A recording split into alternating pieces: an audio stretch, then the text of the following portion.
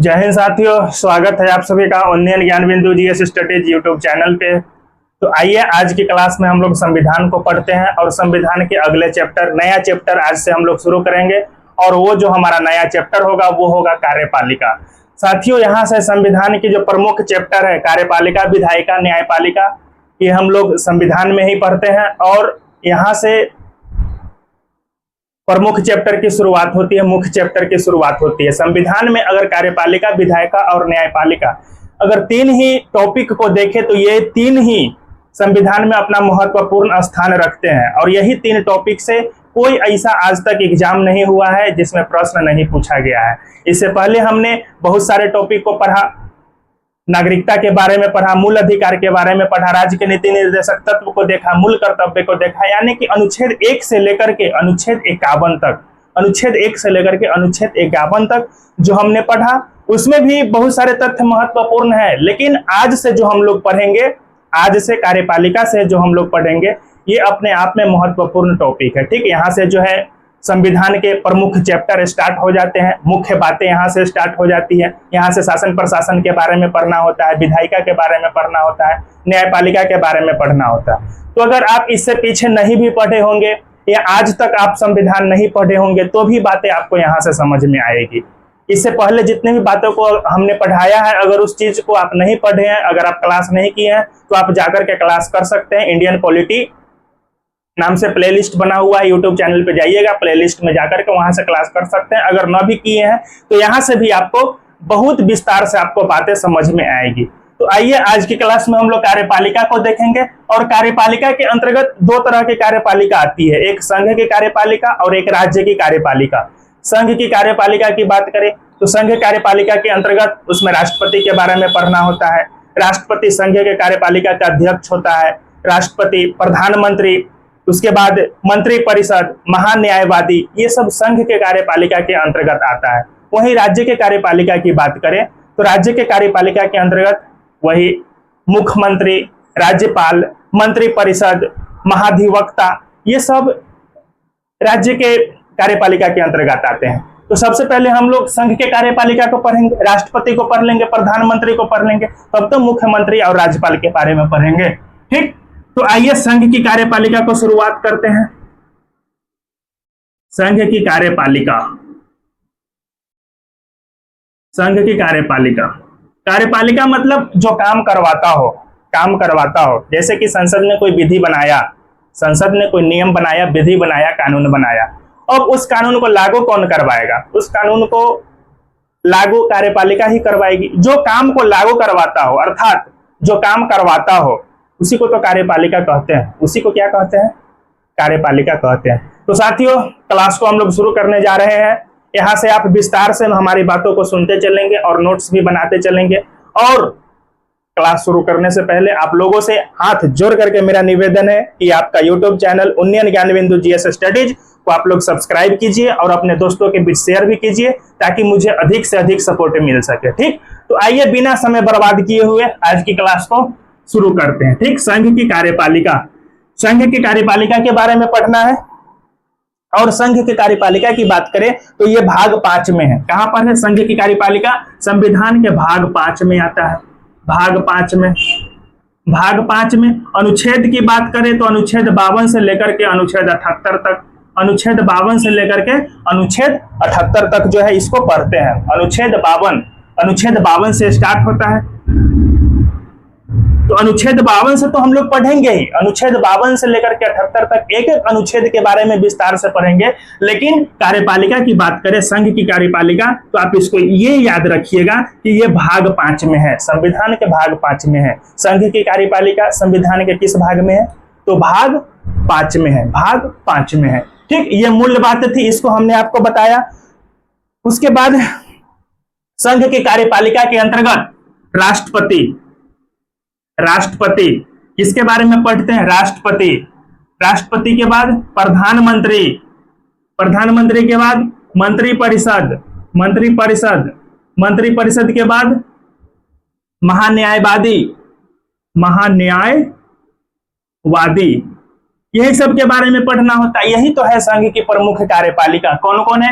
राष्ट्रपति है, प्रधानमंत्री है, मंत्रिपरिषद है, महान्यायवादी है। इतने चीजों के बारे में ये सब जो कार्यपालिका यानी कि ये सब जो संवैधानिक पद है जो कार्यपालिका के अंतर्गत काम करती है अथवा काम करवाती है, उसी के बारे में पढ़ेंगे। तो सबसे पहले हम लोग किसके बारे में पढ़ेंगे दोस्तों? राष्ट्रपति के बारे में पढ़ेंगे, राष्ट्रपति के बारे में पढ़ेंगे। तो आइए राष्ट्रपति से हम लोग स्टार्ट करते हैं, राष्ट्रपति से स्टार्ट करते हैं। अगर राष्ट्रपति की बात करें, राष्ट्रपति की बात करें तो ये जो राष्ट्रपति का पद है ये ब्रिटेन से लिया गया है। कहां से लिया गया है? ब्रिटेन से लिया गया है। राष्ट्रपति का पद कहां से लिया गया है? ब्रिटेन से लिया गया है। अब ब्रिटेन से कैसे लिया गया? ब्रिटेन में तो राष्ट्रपति होता नहीं है, वहां पर जो है महारानी होती है। तो हम ये कह सकते हैं कि भारत में जो राष्ट्रपति का स्थिति है, यानी कि भारत में जो राष्ट्रपति को दर्जा मिला है वो ब्रिटेन के महारानी के समान दर्जा मिला है। इसलिए हम कह सकते हैं कि भारत के राष्ट्रपति का जो पद है वो ब्रिटेन से लिया गया है, ब्रिटेन से लिया गया है। कैसे लिया गया है? क्योंकि भारत के राष्ट्रपति को जो दर्जा मिला है, भारत की राष्ट्रपति की तुलना जो हम लोग करते हैं, भारत की राष्ट्रपति का अगर कंपेयर करेंगे, तुलना करेंगे तो ब्रिटेन की महारानी से करेंगे। यानी कि भारत की राष्ट्रपति का पद ब्रिटेन के महारानी के समान है, ब्रिटेन की महारानी से समान है। और राष्ट्रपति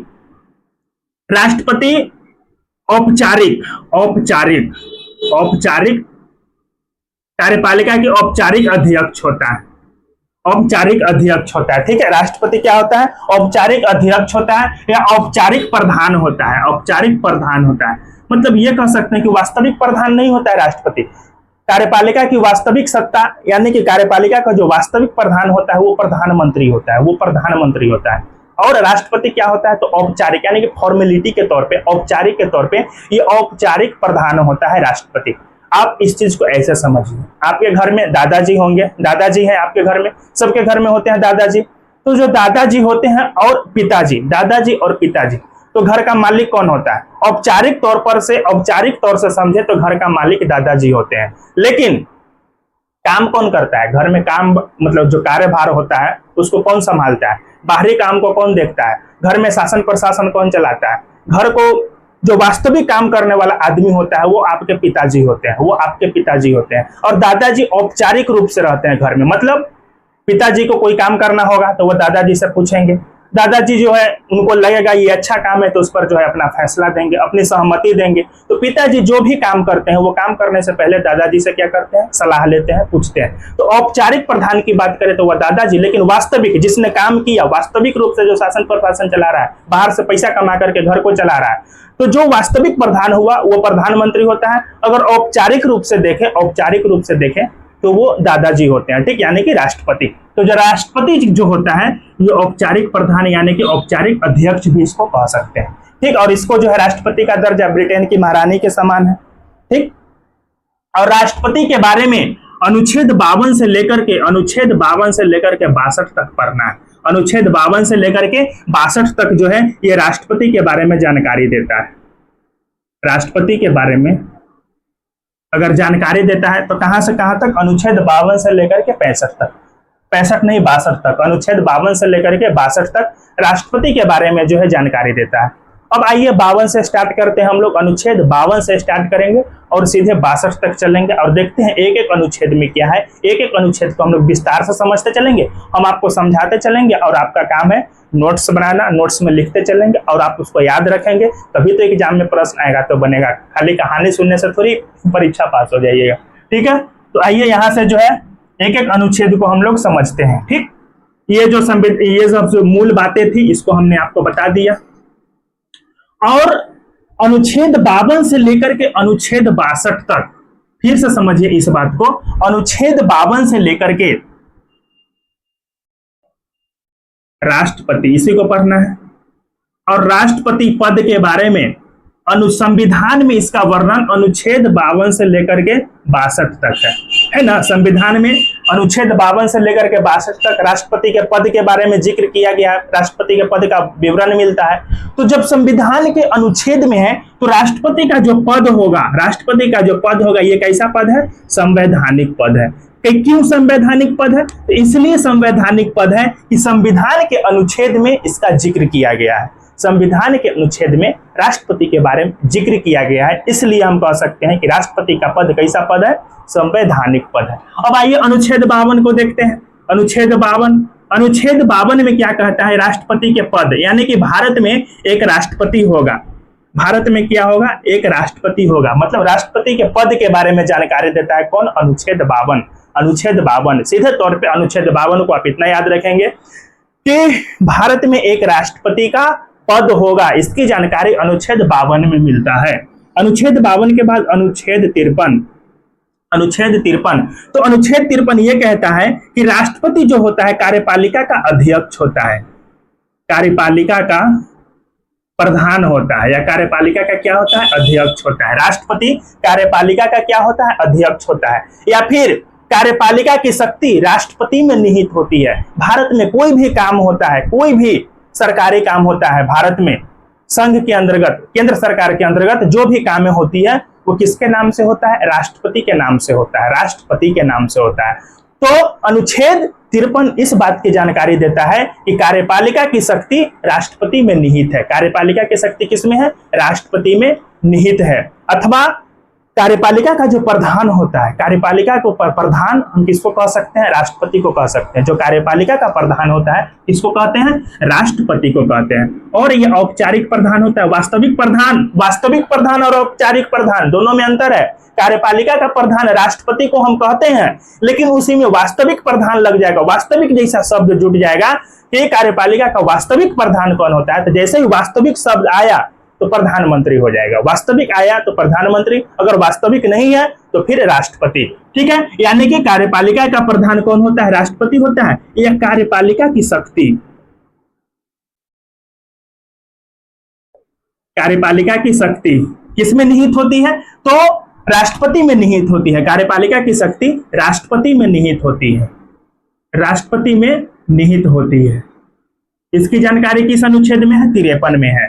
तो 52-53 हो गया, समझ गया। अब 14 बोल रहे हैं, 54 की बात करें तो राष्ट्रपति का निर्वाचन, राष्ट्रपति के निर्वाचन के बारे में अनुच्छेद 54 में चर्चा है। निर्वाचन, राष्ट्रपति के निर्वाचन अथवा निर्वाचन मंडल। ठीक, अनुच्छेद 54 क्या कहता है? राष्ट्रपति के निर्वाचन की चर्चा करता है अथवा निर्वाचन मंडल की बात करता है। अगर निर्वाचन मंडल की बात करें, निर्वाचन मंडल, तो निर्वाचन मंडल ये हुआ कि राष्ट्रपति के निर्वाचन में कौन कौन आदमी भाग लेगा। जो राष्ट्रपति के निर्वाचन में अपनी भागीदारी निभाएगा वही निर्वाचन मंडल कहलाएगा। राष्ट्रपति के निर्वाचन में जो अपनी भागीदारी निभाएगा वही निर्वाचन मंडल कहलाएगा।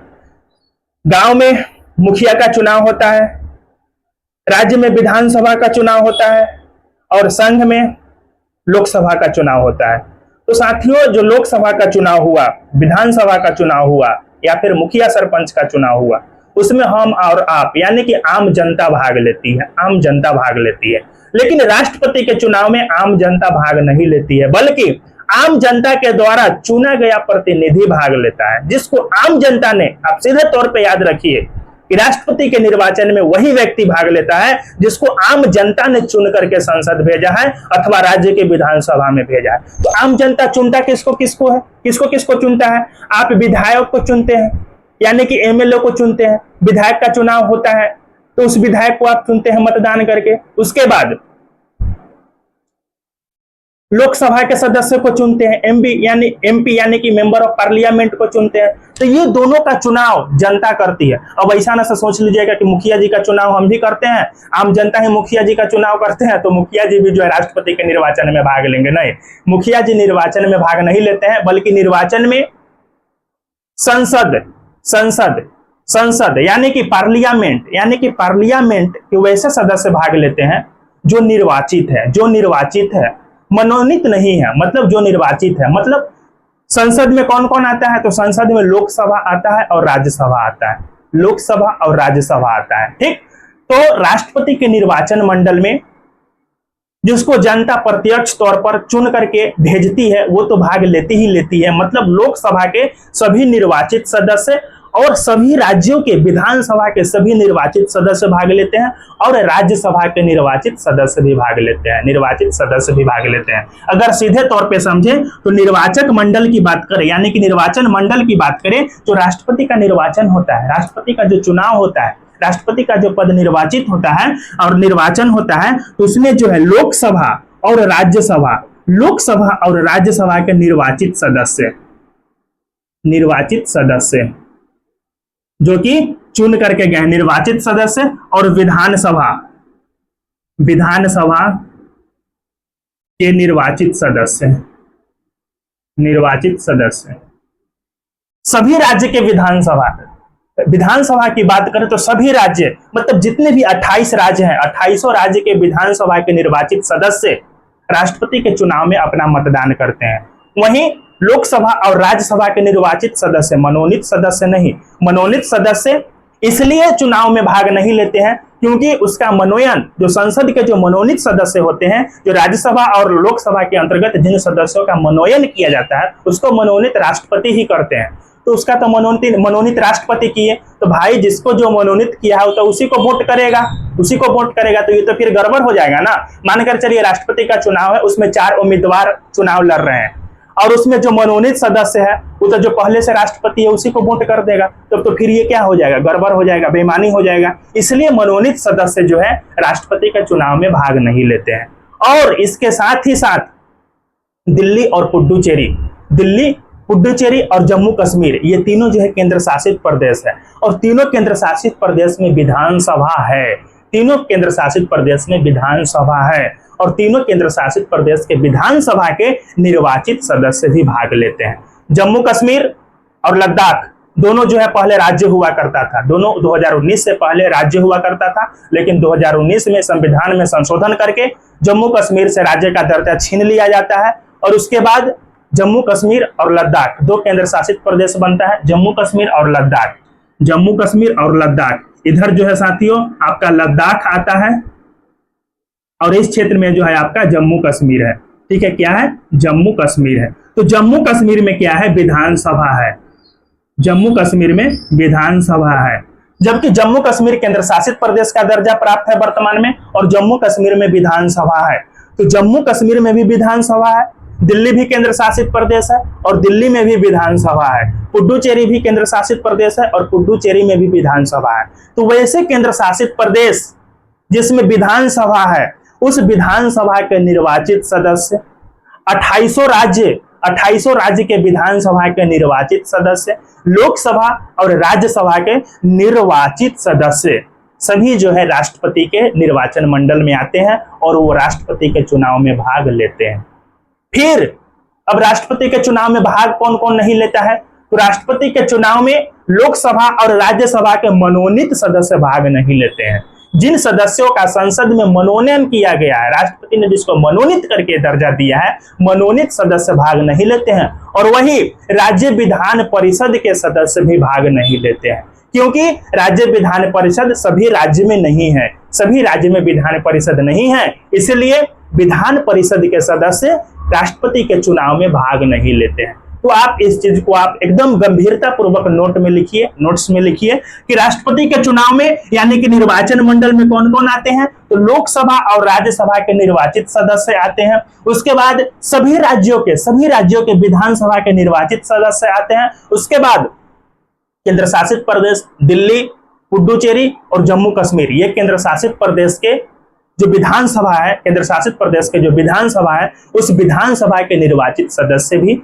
राष्ट्रपति के निर्वाचन में, राष्ट्रपति के चुनाव में अपना मतदान करते हैं। ठीक, तो यहां से हमने आपको बता दिया कि निर्वाचन मंडल क्या है और राष्ट्रपति के निर्वाचन की चर्चा अनुच्छेद 54 में किया गया है। और इस निर्वाचन मंडल में कौन कौन सदस्य आता है, कौन कौन सदस्य भाग लेगा, कौन कौन सदस्य भाग नहीं लेगा, इस चीज को हमने आपको विस्तार से बताया। याद रखेंगे, विधान परिषद के सदस्य राष्ट्रपति के निर्वाचन में भाग नहीं लेता है, क्योंकि सभी राज्यों में विधान परिषद नहीं है, इसीलिए विधान परिषद के सदस्य राष्ट्रपति के चुनाव में भाग नहीं लेगा। और उसके बाद मनोनीत सदस्य भाग नहीं लेगा। बाद बाकी संसद के सभी निर्वाचित सदस्य की बात करें तो एमपी एमपी एमपी मतलब जितने एमपी चुन करके गए हैं, निर्वाचित होकर के गए हैं लोकसभा और राज्यसभा के, निर्वाचित सदस्य भाग लेंगे, सभी राज्य के विधानसभा के निर्वाचित सदस्य भाग लेंगे, तो ये सब जो है भाग लेंगे राष्ट्रपति के चुनाव में। तो अनुच्छेद 52, 53 और 54 जिसको हमने आपको यहां बताया, ठीक। अब आइए अनुच्छेद 55 को देखते हैं।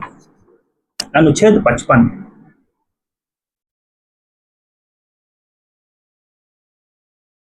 अनुच्छेद 55, अनुच्छेद 55 की बात करें तो अनुच्छेद 55 जो है वो कोटा की बात करता है। कोटा, कोटा, कोटा मतलब राष्ट्रपति के जो चुनाव के नियम है, कोटा अथवा नियम, राष्ट्रपति के चुनाव के जो नियम पद्धति है, ठीक, राष्ट्रपति के चुनाव के जो नियम पद्धति है कि राष्ट्रपति का चुनाव किस प्रकार से होता है, निर्वाचन के रीति, नियम पद्धति, रीति अथवा तरीका, रीति अथवा तरीका, इसकी जानकारी देता है कि राष्ट्रपति का चुनाव किस नियम के तहत किया जाता है, इसका तरीका क्या है। इस तरीके की जानकारी राष्ट्रपति के चुनाव के नियम पद्धति, रीति और इसका तरीके की जानकारी हमें अनुच्छेद 55 में मिलती है। और राष्ट्रपति का जो चुनाव होता है दोस्तों, राष्ट्रपति का चुनाव अनुपातिक प्रतिनिधित्व के आधार पर, अनुपातिक प्रतिनिधित्व के आधार पर और एकल, अनुपातिक प्रतिनिधित्व के आधार पर और एकल संक्रमणीय मत प्रणाली, एकल संक्रमणीय मत प्रणाली, ठीक है। एकल संक्रमणीय मत प्रणाली लिख दें, लिख लीजिए, एकल संक्रमणीय मत प्रणाली, ठीक है, एकल संक्रमणीय मत प्रणाली। अब इस चीज को विस्तार से समझेंगे क्योंकि अधिकतर लोग इसी बात को नहीं समझ पाते हैं और इस बात में हमें भी लॉन्ग टाइम पर कंफ्यूजन रहा, हमें भी ये बात को जल्दी नहीं समझ पाए थे, लेकिन अब जाकर के समझ गए हैं, इसलिए हम भी आपको समझा रहे हैं, ठीक है। तो अनुच्छेद 55 किस बात की जानकारी देता है, तो राष्ट्रपति का चुनाव किस तरीके से होता है, राष्ट्रपति का चुनाव की जो पद्धति है, नियम है। अनुच्छेद 54 में तो बता दिए कि राष्ट्रपति के चुनाव में कौन कौन सदस्य भाग लेगा, इसकी जानकारी अनुच्छेद 54। और अनुच्छेद 55 कोटा की जानकारी देता है कि राष्ट्रपति के चुनाव का नियम क्या है, किस प्रोसेस के तहत राष्ट्रपति का चुनाव होता है। तो राष्ट्रपति का चुनाव अनुपातिक प्रतिनिधित्व के आधार पर और एकल संक्रमणीय मत प्रणाली के आधार पर होता है। अब अनुपातिक प्रतिनिधित्व क्या है और एकल संक्रमणीय मत प्रणाली क्या है, इसी चीज को समझना है, इसी चीज को समझना है। तो इस चीज को समझने से पहले हमने थोड़ी देर पहले आपको यह बताया अनुच्छेद 54 में, 55 से पहले अनुच्छेद 54 में बताया कि राष्ट्रपति का जो चुनाव होता है, राष्ट्रपति का चुनाव होता है उसमें एमपी भाग लेते हैं, मतलब member of parliament. Member of parliament बोले तो राज्यसभा और लोकसभा के सभी निर्वाचित सदस्य भाग लेता है। एमपी के बाद एमएलए भाग लेता है। एमएलए बोले तो एमएलए का मतलब सभी राज्य के जितने भी विधानसभा हैं, सभी राज्य के विधानसभा के निर्वाचित सदस्य भी राष्ट्रपति के चुनाव में भाग लेते हैं, ठीक। तो ये बताइए एमपी और एमएलए अगर ये दोनों में तुलना करें, एमपी और एमएलए, तो जो एमपी जो होता है ना, एमपी जो होता है, जो लोकसभा के अंतर्गत चुनाव जीत करके जाता है, लोकसभा के सदस्य एमपी के अंतर्गत आते हैं, मेंबर ऑफ पार्लियामेंट में बैठते हैं वो। तो जो लोकसभा के सदस्य होता है, यानी कि एक एमपी की बात करें तो ये लगभग 10 लाख जनता का प्रतिनिधित्व करता है। एक एमपी की बात करें तो 10 लाख जनता का प्रतिनिधित्व करता है एक एमपी। अगर एक एमएलए की बात करें, एक एमएलए यानी कि एक विधायक की बात करें, तो ये लगभग 1 से 1.5 लाख जनता का प्रतिनिधित्व करता है। सामान्य तौर पर 1 लाख या 1 से 1.5 लाख जनता का प्रतिनिधित्व करता है। आप फिर से इसको ऐसे समझिए, आप किसी न किसी लोकसभा क्षेत्र से आते होंगे, जैसे कि हम हाजीपुर लोकसभा क्षेत्र से आते हैं, मेरा घर हाजीपुर लोकसभा क्षेत्र में पड़ता है। और एक लोकसभा क्षेत्र के अंतर्गत 4 से 5 विधानसभा क्षेत्र होता है, 4 से 5 विधानसभा क्षेत्र होता है। जैसे कि हाजीपुर एक लोकसभा क्षेत्र है और हाजीपुर लोकसभा क्षेत्र के अंतर्गत महनार विधानसभा क्षेत्र है, राघोपुर विधानसभा क्षेत्र है, राजापाकर विधानसभा क्षेत्र है, महुआ विधानसभा क्षेत्र है, पातेपुर विधानसभा क्षेत्र है। तो एक जो हाजीपुर लोकसभा जो क्षेत्र है, एक हाजीपुर लोकसभा क्षेत्र है, उसके अंतर्गत 4 से 5 विधानसभा क्षेत्र है। महनार, राघोपुर, राजापाकर, महुआ, ये सब विधानसभा क्षेत्र है। तो ये सब जो विधानसभा क्षेत्र है और उसके अंतर्गत एमएलए आते हैं। जो विधानसभा से चुनाव लड़ते हैं वो एमएलए आते हैं, और जो लोकसभा से चुनाव लड़ते हैं उसको एमपी कहते हैं। तो एक एमपी जो होता है, यानी कि एक लोकसभा जो सदस्य होता है, वो 10 लाख जनता का प्रतिनिधित्व करता है, 10 लाख जनता का प्रतिनिधित्व करता है। और वहीं एक विधायक की बात करें तो सामान्य तौर पर 1 लाख से 1.5 लाख तक के जनता का प्रतिनिधित्व करता है, क्योंकि एक लोकसभा क्षेत्र में 10 लाख जनता, मतलब 10 लाख मतदाता होते हैं, लगभग 10 लाख मतदाता होते हैं, 10 से 12 लाख के आसपास मतदाता होते हैं। लेकिन वही एक लोकसभा क्षेत्र के अंतर्गत जब 4-5 विधानसभा क्षेत्र आते हैं तो वही मतदाता बट जाते हैं, वही मतदाता बट जाते हैं। मतदाता बढ़ जाएगा ना भाई, क्योंकि विधानसभा क्षेत्र सबका अलग अलग हो गया। लोकसभा क्षेत्र एक हुआ, विधानसभा क्षेत्र 5-6 हो, तो वही मतदाता बट गया। तो एक जो विधायक होता है, एक विधायक होता है लगभग 1.5 लाख लोगों का प्रतिनिधित्व करता है, और एक एमपी जो होता है वो 10 लाख जनता का प्रतिनिधित्व करता है, 10 से 12 लाख जनता का प्रतिनिधित्व करता है, प्रतिनिधि होता है। अब बताइए, राष्ट्रपति के चुनाव में एक एमपी भी भाग लिया, एक एमपी भी भाग लिया, मतलब संसद के जितने भी लोकसभा और राज्यसभा के निर्वाचित सदस्य तो भाग लेंगे, और लोकसभा के सदस्य संसद के अंतर्गत ही आते हैं, मेंबर ऑफ पार्लियामेंट के अंतर्गत आते हैं। तो राष्ट्रपति के चुनाव में एगो एमपी भी भाग लिया, ये भी मतदान किया, और एगो एमएलए भी मतदान किया, जो राज्य के विधानसभा से चुन करके गया है, जीत करके गया है, चुनाव लड़ करके गया है। तो राष्ट्रपति के चुनाव में एक एमपी भी भाग लिया और एक एमएलए भी भाग लिया। एक एमपी जो अपना चुनाव किया, मतलब मतदान किया, एक एमपी ने जो मतदान किया वह 10 लाख जनता का प्रतिनिधित्व कर रहा था। मतलब एक एमपी सिर्फ अपना ही मत नहीं दिया, मतलब 10 लाख जनता का जो प्रतिनिधित्व कर रहा था, 10 लाख जनता के तरफ से वह मत किया। एक एमपी जो है 10 लाख जनता के तरफ से मतदान दिया, मतलब मतदान किया राष्ट्रपति को। और वहीं एक एमएलए जो है सिर्फ और सिर्फ 1 से 1.5 लाख जनता का यह प्रतिनिधित्व करता है, और 1 से 1.5 लाख जनता के तरफ से मत किया। तो एक एमपी और एमएलए का मत का वैल्यू बराबर होगा? आप ही बताइए। एक एमपी और एक एमएलए का मत का वैल्यू, कीमत जो होगा बराबर होगा? तो नहीं होगा, नहीं होगा। हम और आप जो लोकसभा के सदस्यों को मतदान करते हैं और विधानसभा के सदस्यों को मतदान करते हैं, या मुखिया सरपंच के चुनाव में जो मतदान करते हैं, तो मुखिया सरपंच के चुनाव में जो आम जनता भाग लेती है उसमें सब व्यक्ति का, हमारा, आपका, चाहे आपके घर परिवार के सदस्यों का, एक अंबानी से लेकर के एक रिक्शा चालक तक, मतलब सभी व्यक्ति के मत का वैल्यू एक होता है, मत का वैल्यू एक होता है। चाहे ग्राम पंचायत का चुनाव हो, वार्ड सदस्य का चुनाव हो, लोकसभा का चुनाव हो अथवा विधानसभा का चुनाव हो, जिसमें हम लोग आम जनता जिस चुनाव में पार्टिसिपेट करती है, उस चुनाव में सभी आम जनता के वोट की कीमत एक होती है, वोट की कीमत सभी का वैल्यू समान होता है। लेकिन राष्ट्रपति के चुनाव में वैसा नहीं होता है। राष्ट्रपति के चुनाव में वोट का वैल्यू सभी सदस्यों का अलग अलग हो जाता है, क्योंकि एक एमपी 10 लाख जनता का प्रतिनिधित्व कर रहा है, जबकि एक एमएलए 1 से 1.5 लाख जनता का प्रतिनिधित्व कर रहा है। और ये दोनों का मत का वैल्यू अलग अलग होगा, मत का वैल्यू अलग अलग होगा। अभी दोनों का मत के वैल्यू को निकाला कैसे जाता है? तो एक फॉर्मूला के तहत इसके मत के वैल्यू को निकाला जाता है। उस फॉर्मूला को हम लिख देते हैं और समझा भी देते हैं। आप उस फॉर्मूला को जो है आप याद रखेंगे, क्योंकि उस फॉर्मूला को डायरेक्ट उठा करके एग्जाम में प्रश्न जो है सेट कर दिया जाता है, और एग्जाम में पूछा भी जाता है कि एक मेंबर ऑफ पार्लियामेंट यानी कि एक संसद के मत का वैल्यू क्या होगा, और एक एमएलए यानी कि एक विधानसभा के सदस्यों का मत का वैल्यू क्या होगा। इसका जो है फॉर्मूला देखिए कैसे निकाला जाता है। हमने बता दिया कि दोनों के मत का वैल्यू क्यों एक नहीं होता है, दोनों के मत का वैल्यू अलग अलग क्यों होता है, क्योंकि ये ज्यादा जनसंख्या का प्रतिनिधित्व करता है और ये जो है कम जनसंख्या का प्रतिनिधित्व करता है। ठीक, अब यहां से देखिए,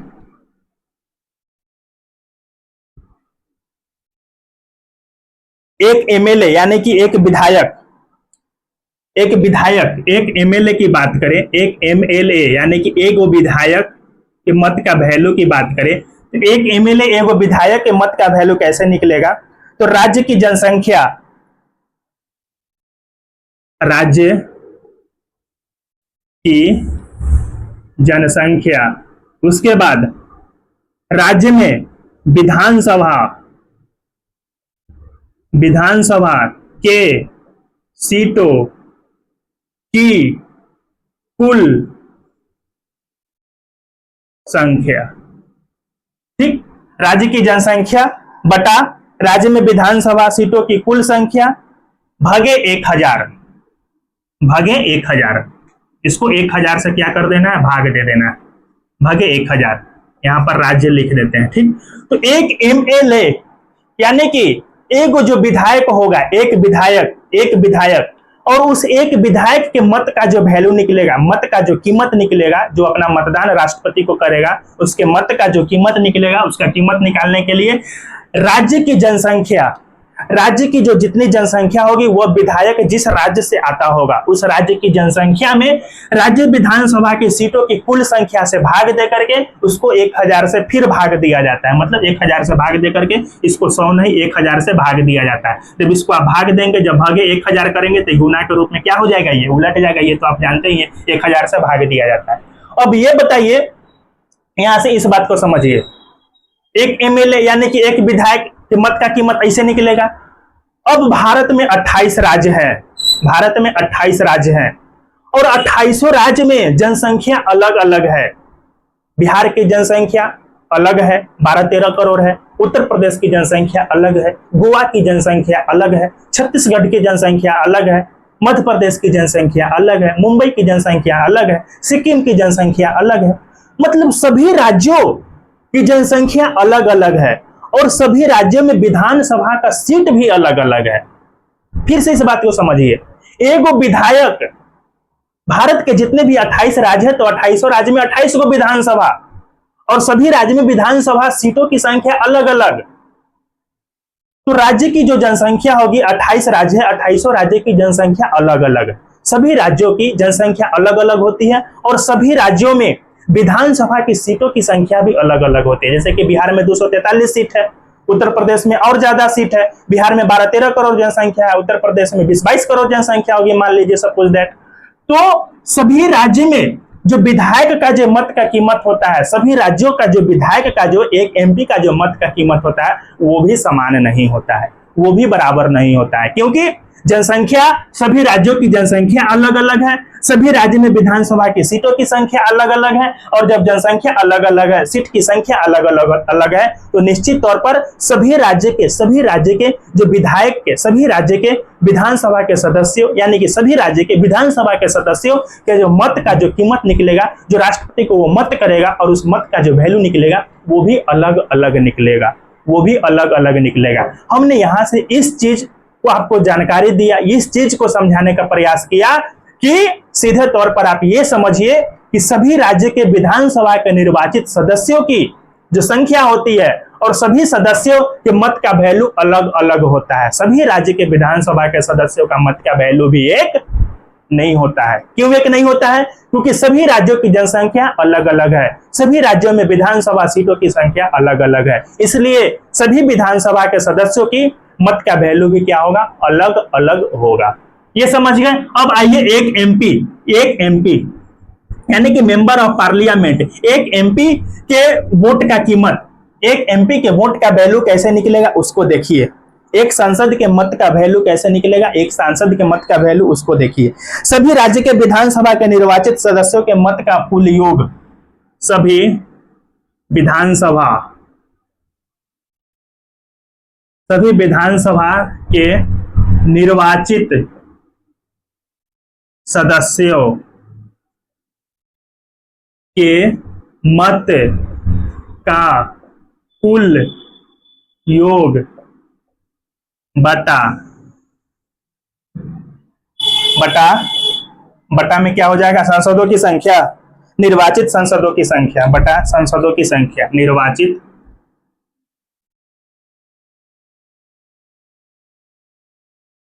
सांसदों की संख्या। अब इस चीज को समझिए, एगो एमपी का वोट का कीमत कैसे निकलेगा, इस चीज को देखना है। हमने अभी आपको एगो विधायक का मत का कीमत कैसे निकलेगा, एक एमएलए के मत का वैल्यू क्या होगा, उसको हमने समझाने का प्रयास किया।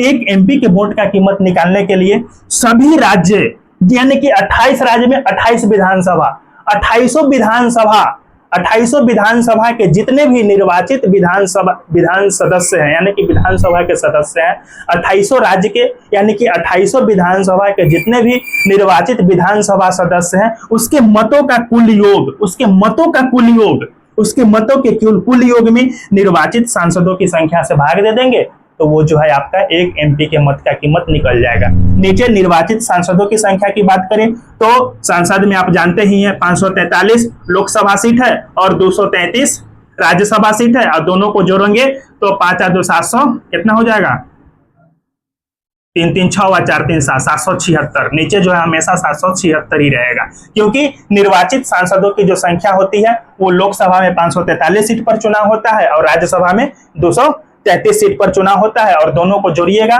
तो निर्वाचित सांसदों की संख्या वो 776 हो जाएगा। तो 776 नीचे में तो हमेशा रहेगा, लेकिन ऊपर वाला सभी विधानसभा, यानी कि एगो विधानसभा के एक सदस्य की संख्या, यानी कि एक सदस्य का जो वोट का कीमत होगा वो इस तरीका से निकलेगा, राज्य की जनसंख्या बटा राज्य विधानसभा के सीटों की कुल जनसंख्या, इसको जो है 1000 से भाग दे देंगे तो एक वो विधायक की मतलब वोट का कीमत निकलेगा। उसी प्रकार से सभी विधानसभा, यानी कि राज्य में जितने भी विधानसभा है, सभी विधानसभा के निर्वाचित सदस्यों के मतों का कुल योग, उसके सभी सदस्यों का मत का कुल योग कर लेंगे, सभी का जो है मत निकाल करके उसका कुल योग करके और उसमें निर्वाचित सांसदों की संख्या से भाग दे देंगे, तो उस तरीका से जो है एक एमपी की संख्या नहीं, एक एमपी के वोटों का कीमत का वैल्यू यहां से निकल जाएगा। तो हमने आपको इस फॉर्मूला के माध्यम से यह समझाने का प्रयास किया कि एक एमपी के वोट का कीमत अलग होता है और एक विधानसभा सदस्य का वोट का कीमत अलग होता है, और वहीं एक विधानसभा के सदस्यों के वोट का कीमत तो अलग होता ही होता है,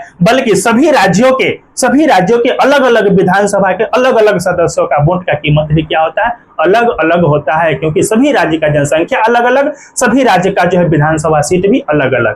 तो ये फॉर्मूला को जो है आप डायरेक्ट तौर पर जो है आप याद रखेंगे कि एक विधायक का मत का वैल्यू, एक विधायक के मत का वैल्यू को निकालने का फॉर्मूला ये रहा, और एक मेंबर ऑफ पार्लियामेंट के मत के वैल्यू को निकालने का फॉर्मूला ये रहा। इसको आप सीधे तौर पर आप क्या रखेंगे, याद रखेंगे। ठीक है, चलिए ये समझ गए।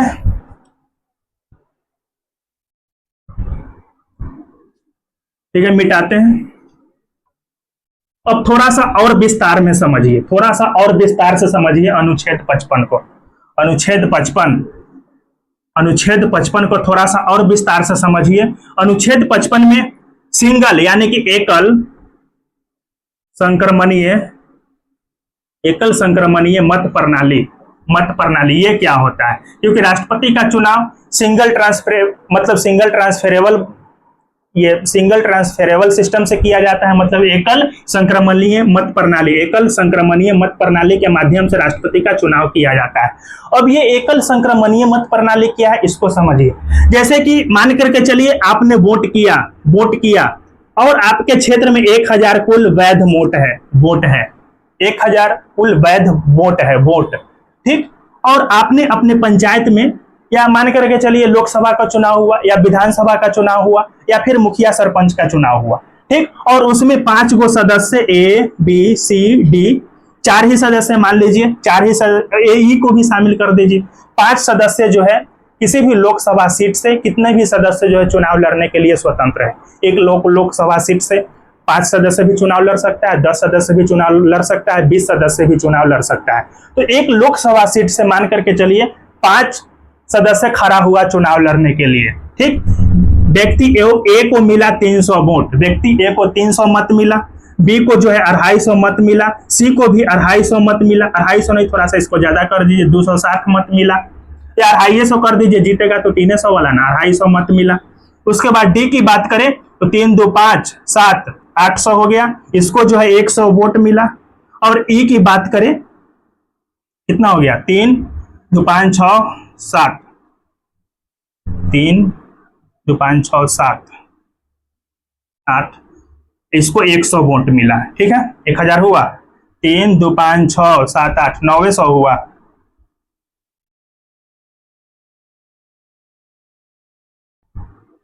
ठीक है, 900 समझिए ना, क्या दिक्कत है। इतना जो है 900 जो है 9000 का है तो लिखा रहा है भाई, ठीक है। 900 मत था, 900 मत था, 900 जो कुल वैध मत था, इसमें से जो है एक व्यक्ति को 300 वोट मिला, दूसरे व्यक्ति को 250 वोट मिला, तीसरे व्यक्ति को भी 250 वोट मिला, चौथे व्यक्ति को 200 वोट मिला और पांचवें व्यक्ति को 100 वोट मिला। इसमें से जीतेगा कौन? इसमें से सीधे तौर पर जिस व्यक्ति को ज्यादा वोट आया, ए व्यक्ति को 300 वोट प्राप्त हुआ, तो ये व्यक्ति जो है जीत जाएगा। ये व्यक्ति क्या हो जाएगा? जीत जाएगा। और ये जो सिस्टम है, जिस व्यक्ति को ज्यादा मतदान पड़ेगा वो व्यक्ति की जीत हासिल हो जाएगी, उस व्यक्ति को विजेता माना जाएगा। ये जो सिस्टम है ये भी ब्रिटेन से लिया गया है। ये भी जो सिस्टम जो है, ये भी प्रणाली को ब्रिटेन से अपनाया गया है कि जिस व्यक्ति को ज्यादा मत प्राप्त होगा उसको विजय घोषित कर दिया जाएगा। लेकिन ये सिस्टम लोकसभा के सदस्य के चुनाव में होता है, विधानसभा के सदस्य के चुनाव में होता है, मुखिया, सरपंच और वार्ड सदस्य के चुनाव में होता है कि जिस व्यक्ति को ज्यादा मत पड़ेगा वो जो है जीत जाएगा, उसको जो है जीत दर्ज कर दी जाएगी, उसको विजेता घोषित कर दिया जाएगा। लेकिन राष्ट्रपति के चुनाव में ऐसा नहीं होता है। राष्ट्रपति के चुनाव में क्या होता है? ऐसा नहीं होता है। राष्ट्रपति के चुनाव में सिंगल ट्रांसफरेबल मत यानी कि एकल संक्रमणीय मत प्रणाली के अनुसार पर जो है राष्ट्रपति का जो है चुनाव किया जाता है। भले ही राष्ट्रपति के चुनाव में किसी व्यक्ति ने 300 वोट लाया है, लेकिन उसको जो है जीत दर्ज नहीं दिया जाएगा। राष्ट्रपति के चुनाव में उसको 50% वोट से ज्यादा लाना होगा, 50% +1, यानी कि जितना भी वैध वोट पड़ा है, वैध मत, मतलब राष्ट्रपति के चुनाव में जितना भी मतदान हुआ है, और जितना भी मतदान हुआ है मतलब जितना भी वैध वोट पड़ा है, उस वैध वोट का 50% से ज्यादा जो व्यक्ति लाएगा उसी को जो है विजेता घोषित किया जाएगा। अब 900 का 50% कितना हो गया? 450। 450 में 1 2 जोड़ दीजिए, 1 जोड़ दीजिए तो 450 + 1 451, यानी कि जो व्यक्ति वैध मत का 50% से ज्यादा लाएगा उसी को जो है विजेता घोषित किया जाएगा। न कि संख्या के आधार पर इसको 300 आ गया, इसको जो है घोषित कर दिया जाए, नहीं। जिसको 450 से ज्यादा वोट आएगा, 450 से ज्यादा, उसी को जो है विजेता घोषित किया जाएगा। लेकिन यहां पर देखिए, यहां पर 300 वोट वाला कोई विजेता घोषित कर दिया गया, 300 मतदान वाला कोई विजेता घोषित कर दिया गया। लेकिन इसमें चाहिए कितना? 400 से ज्यादा चाहिए, उसी को विजेता घोषित किया जाएगा। अब इसमें होगा क्या? 5 को व्यक्ति चुनाव लड़ा राष्ट्रपति के लिए, इसमें जो सबसे जो कम है, नीचे वाला सबसे जो कम, जिसको सबसे जो कम मतदान प्राप्त होगा उसकी उम्मीदवारी रद्द कर दिया जाता है, उसकी उम्मीदवारी खत्म कर दिया जाता है और इसके वोट को इन चारों में बांट दिया जाता है। इसकी वोट को जो है ट्रांसफर करके चारों में बांट दिया जाता है। अब चारों में बांट दिया गया, अब देखा जाएगा कि कौन व्यक्ति 50% से ज्यादा ला रहा है। अगर जो 50% से ज्यादा ले आया उसको विजेता घोषित कर दिया जाएगा। अगर फिर से 50% से ज्यादा नहीं ले पाया, इसका वोट ट्रांसफर करने के बाद भी 50% से ज्यादा वो नहीं पूरा कर पाया कोटा को, तो फिर से 2 व्यक्ति को उठाया जाएगा, नीचे से 2 व्यक्ति को, और नीचे से 2 व्यक्ति को उठा करके, जिसका मत कम रहेगा वो 2 व्यक्ति को उठा करके ये दोनों व्यक्ति का वोट ऊपर वाले दोनों व्यक्ति में बांट दिया जाएगा। मतलब फिर से ट्रांसफर, यानी कि वोट वही है, मतदान मत किया गया मत वही है, बस उसका क्या हो रहा है? ट्रांसफर हो रहा है। तो जो व्यक्ति जो कम वोट लाया है नीचे से, फिर वो 2 व्यक्ति को उठाया जाएगा और उसके मत को जो है ऊपर वाले 2 व्यक्ति में बांट दिया जाएगा। और जब ऊपर वाले 2 व्यक्ति में बांट दिया जाएगा तो स्वाभाविक तौर पर कोई ना कोई एक व्यक्ति 50% से ज्यादा कोटा को पूरा कर लेगा, और जो व्यक्ति वैध मत का 50% से ज्यादा लाएगा उसको जो है जीत यानी कि विजेता घोषित कर दिया जाएगा, विजेता घोषित कर दिया जाएगा। यही हुआ दोस्तों एकल संक्रमणीय मत प्रणाली, यही हुआ एकल संक्रमणीय मत प्रणाली। और इसी के आधार पर क्या होता है? राष्ट्रपति का चुनाव होता है। और राष्ट्रपति का चुनाव जितने भी व्यक्ति भाग लेते हैं, विधानसभा और लोकसभा के निर्वाचित सदस्य, यानी कि संसद के निर्वाचित सदस्य और विधानसभा के निर्वाचित सदस्य, अगर लोग राष्ट्रपति के चुनाव में भाग लेते हैं तो जो हम लोग मतदान करने जाते हैं, लोकसभा अथवा विधानसभा के सदस्यों को चुनते हैं, तो हम लोग जो मतदान करते हैं तो केवल एक व्यक्ति को मत देते हैं, केवल एक व्यक्ति को जो है वोट डालते हैं, एक ही व्यक्ति को ना वोट डालते हैं। लेकिन राष्ट्रपति के चुनाव में जितने कैंडिडेट खड़े हुए हैं उस सारे कैंडिडेटों को वोट करना पड़ता है। जैसे कि ABCDE 5 व्यक्ति चुनाव लड़ा, और मान करके चलिए हम है विधानसभा के निर्वाचित सदस्य या लोकसभा के निर्वाचित सदस्य हम है, और हम गए मतदान करने, हमने मतदान करने गए, हमने अपना मत दिया, तो ये 5 सदस्यों को चुनना होगा। और 5 सदस्यों में से हम प्राथमिकता किसको दे रहे हैं? मेरे अनुसार बी राष्ट्रपति होना चाहिए, तो 1 नंबर पर हम बी को रखेंगे। उसके बाद 2 नंबर पर ई आएगा। अगर हम मानते हैं कि 1 नंबर पर मेरे अनुसार राष्ट्रपति बी होना चाहिए, तो हम 1 नंबर पर किसको टिक करेंगे? बी को टिक करेंगे। फिर दूसरे नंबर पर हम जिसको रखना चाहते हैं उसको रखेंगे, ई को हम दूसरे नंबर पर रखना चाहते हैं तो ई को रखेंगे। तीसरे नंबर पर डी को रखना चाहते हैं, चौथे नंबर पर सी को रखना चाहते हैं और 5वें नंबर पर ए को रखना चाहते हैं। मतलब चुनना हमको पांचों को है, हमको चुनना पांचों को है, लेकिन हम प्राथमिकता किसको दे रहे हैं? ए को दे रहे हैं कि बी को दे रहे हैं कि सी को दे रहे हैं कि डी को दे रहे हैं कि ई को दे रहे हैं, ये मेरे ऊपर है। तो जितने भी सदस्य भाग लेते हैं राष्ट्रपति के चुनाव में और जब वो मत डालते हैं तो जितने भी कैंडिडेट, जितने भी उम्मीदवार राष्ट्रपति के चुनाव लड़ रहे होते हैं, सारे उम्मीदवारों को चुनना होता है, सारे उम्मीदवारों को चुनना होता है। अब मान करके चलिए जितने भी सदस्य भाग लिए, सब में से अधिकतर ने चुनाव किया ई को, सब में से अधिकतर ने चुनाव किया ई को, तो ई आ जाएगा 1 नंबर पर, ई आ जाएगा 1 नंबर पर। और सभी उम्मीदवारों ने, सभी मतदाताओं ने राष्ट्रपति के उम्मीदवारों में से सबसे कम चुनाव किया ए को, तो ए आ जाएगा सबसे नीचे, ये ए आ जाएगा सबसे नीचे। और बीच में जिसका वही सीरियल नंबर से आ जाएगा। ए ई का चुनाव सबसे ज्यादा बार हुआ है तो ई रहेगा सबसे ऊपर, और वही नीचे से जो है मत का ट्रांसफर ऊपर होते हुए जाएगा। और जिस भी व्यक्ति का, मतलब जिस भी उम्मीदवार का 50% से ज्यादा जो है अपना वोट दर्ज कर लेगा, हासिल कर लेगा, उसकी जो है जीत घोषित कर दी जाएगी। तो ये था दोस्तों एकल संक्रमण मतलब सिंगल ट्रांसफरेबल मत, मतलब एकल संक्रमणीय मत प्रणाली, जिसको हमने इतने विस्तार से समझाने का प्रयास किया। उम्मीद करते हैं आप समझ गए होंगे, ना समझे हैं तो अगले क्लास में समझा देंगे फिर से। आप कमेंट बॉक्स में कमेंट कीजिएगा, नहीं समझे हैं तो इसको हम अगले क्लास में फिर से हम दोबारा इस पे चर्चा कर देंगे। और आज की क्लास को हम यहीं पे रोकते हैं, आज का क्लास थोड़ा लंबा हो गया। मिलते हैं अगले क्लास में। अगर मेरा वीडियो आप लोग को अच्छा लग रहा है तो यूट्यूब चैनल उन्नयन ज्ञानबिंदु जीएस स्टडीज को आप लोग सब्सक्राइब कीजिए, अपने दोस्तों के बीच शेयर भी कीजिए। ठीक है दोस्तों, मिलते हैं अगले क्लास में। धन्यवाद आप सभी का, जय हिंद।